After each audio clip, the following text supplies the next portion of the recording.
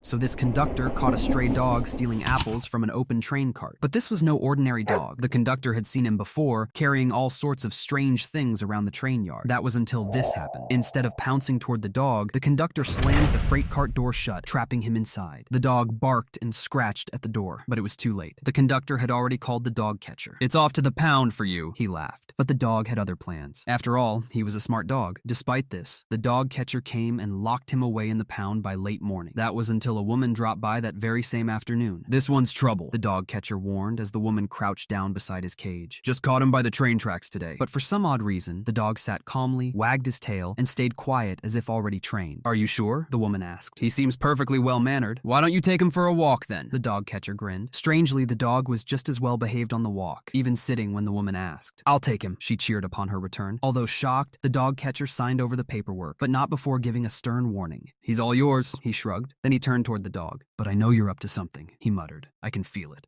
When the woman returned home, she planted a stake in the yard with a long leash for the dog. But despite throwing toys and tennis balls, the dog stayed put. "Perhaps if I throw something a little tastier, you might be interested," the woman called out, taking a slice of deli meat out of its bag. The dog's ears perked, but instead of chasing the slice, it took off in a dead sprint toward the woman, leaping toward the bag and ripping the steak out of the ground. "Come back!" the woman shrieked, but with a bag full of deli meat, the dog was already halfway down the street. The woman cried as she drove around town looking for the dog, but he was nowhere to be found. When she had finally given up on hope, she returned home only to find the dog sitting patiently on her front porch. In a fit of puzzlement and relief, a name for the dog popped into her head. "Dash," she smiled. "I'll call you Dash, but mark my words, I'm putting up a fence." After a speedy installation, the fence was up the very next day, but it wasn't long until Dash hopped right over it with a bag of oranges in his mouth. Yet again, the woman went out driving only to return to Dash sitting on the front porch. "Where on earth do you keep bringing my food?" she puzzled. Then an idea popped into her head. With Dash on a short leash, the woman walked to the local deli. "One bologna, please," she said to the butcher. "Would you like a pound?" the butcher asked. "Or maybe half a pound?"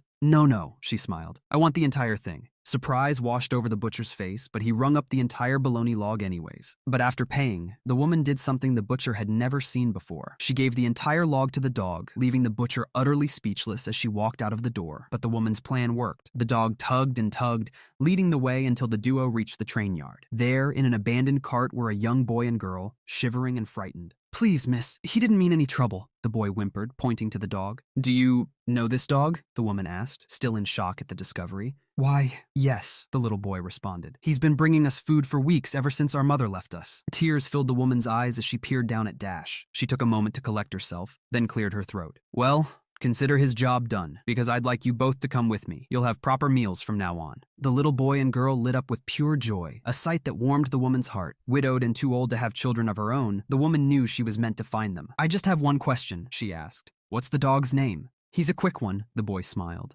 "And so we call him Dash."